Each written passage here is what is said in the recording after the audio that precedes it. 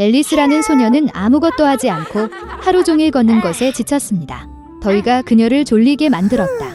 갑자기 그녀는 어딘가 서두르고 있는 흰 토끼를 발견했다. 소녀는 자신에게 말을 걸고 시계를 계속 바라보는 것이 이상해 보였습니다. 호기심으로 타오르는 앨리스는 토끼를 쫓아갔고 주저없이 그 구멍으로 뛰어들었습니다. 내부에는 깊은 우물이 있었고 그 벽에는 책잔이 늘어서 있었습니다. 앨리스는 매우 천천히 넘어져 모든 것을 제대로 볼 수 있었습니다. 우물 바닥에서 소녀는 다리가 3개인 유리 테이블을 발견했습니다. 그 위에 작은 황금 열쇠와 일종의 병이 놓여 있습니다. 앨리스는 열쇠로 문을 열려고 했지만 너무 작았습니다.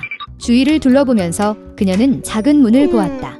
그것을 열고 웅장한 정원에서 신을 발견하기 위해 앨리스는 테이블에서 병을 마셔야 했습니다. 몇 모금을 한 후 크기가 줄어들기 시작했습니다. 소녀는 너무 빨리 줄어들어 테이블에서 열쇠를 가져갈 시간이 없었습니다. 그런 다음 그녀는 바닥에서 마술 파이를 보았습니다. 앨리스는 한 입 먹자마자 빠르게 위쪽으로 성장하기 시작했습니다.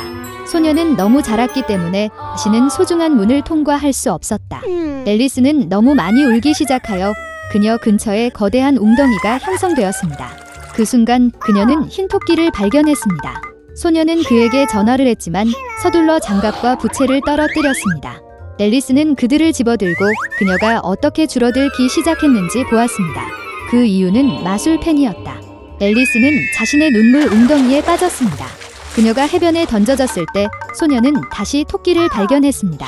그는 앨리스를 하녀와 혼동하고 즉시 새 장갑과 펜을 사러 집에 가라고 명령했습니다. 소녀는 명령을 수행하기 위해 달렸다. 토끼의 집에서 그녀는 호기심을 참지 못하고 병에 담긴 액체를 마셨다. 이로 인해 앨리스는 엄청난 비율로 성장하여 집 전체를 빠르게 채웠습니다. 그녀는 파이 덕분에 수축할 수 있었습니다. 이전 치수를 되찾은 소녀는 달아났습니다. 곧 그녀는 커다란 파란 애벌레가 앉아있는 거대한 버섯을 보았습니다.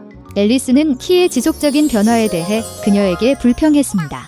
애벌레는 소녀에게 버섯 한 조각을 먹으라고 조언했습니다.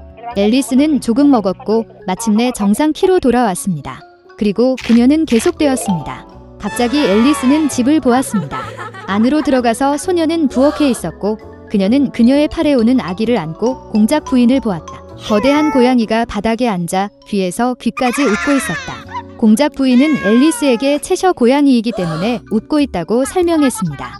갑자기 고양이가 사라지고 아기는 눈물을 흘렸습니다. 공작 부인은 아이를 앨리스에게 주었고 그녀는 여왕에게 갔다.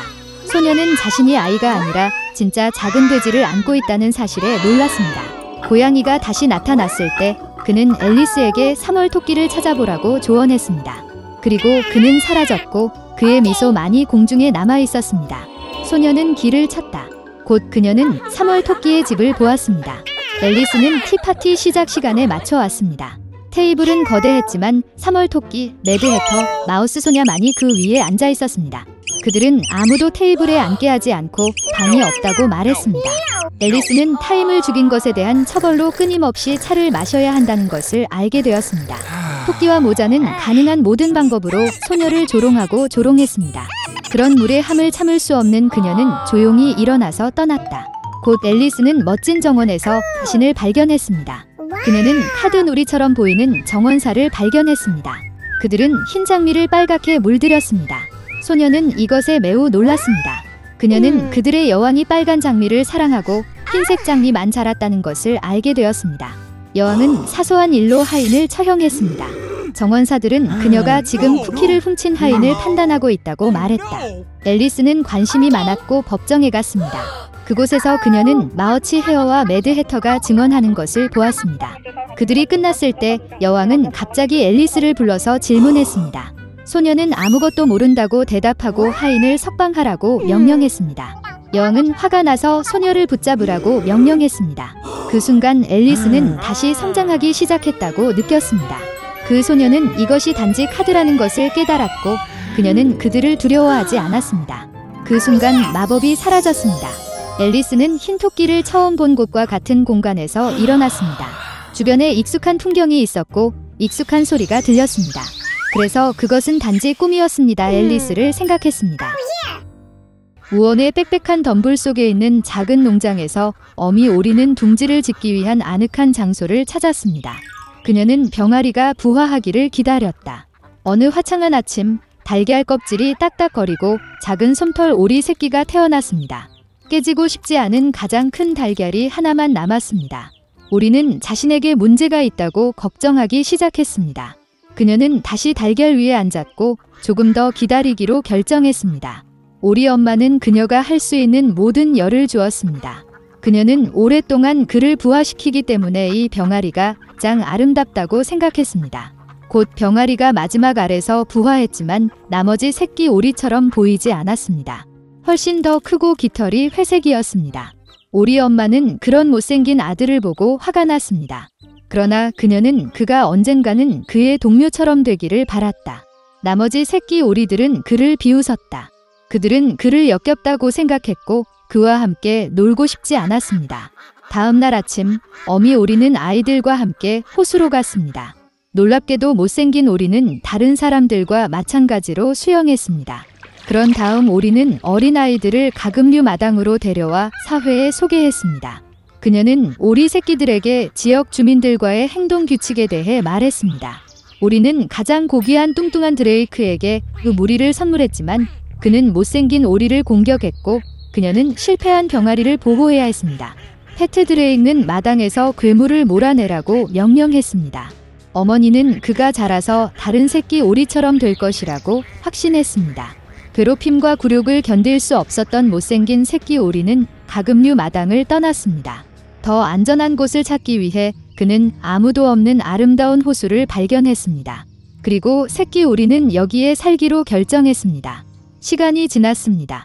외로움에도 불구하고 못생긴 오리 새끼는 아무도 자신을 화나게 하지 않아서 기뻤습니다. 그러던 어느 날 긴 목을 가진 아름다운 하얀 새가 그의 호수로 날아갔습니다.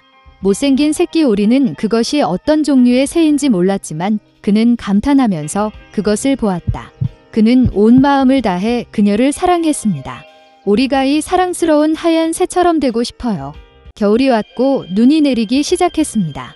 못생긴 오리 새끼는 처음으로 하얀 눈을 보았습니다. 그 눈이 광경에 기뻐했습니다.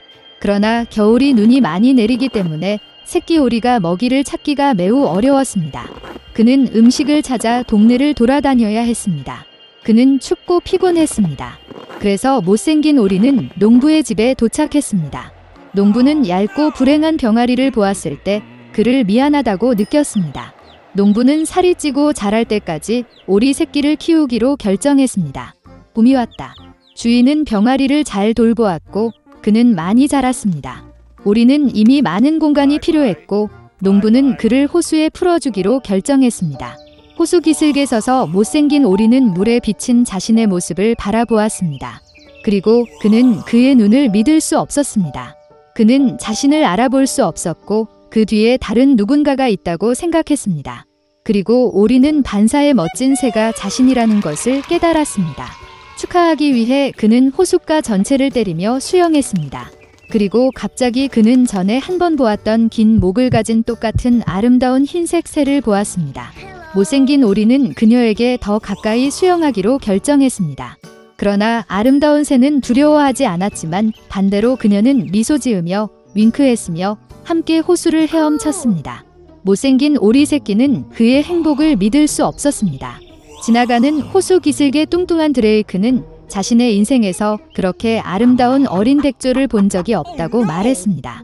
그가 한때 가금류 마당에서 몰아온 못생긴 새끼 오리가 아름다운 백조라는 사실을 알았을 때 그의 놀랐던 것은 추악한 오리 새끼는 처음부터 백조였습니다.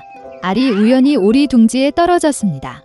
그리고 아름다운 어린 백조가 집으로 돌아왔을 때 가금류 농장의 모든 사람들은 한때 그의 외모 때문에 그를 화나게 한 것을 매우 부끄러워했습니다.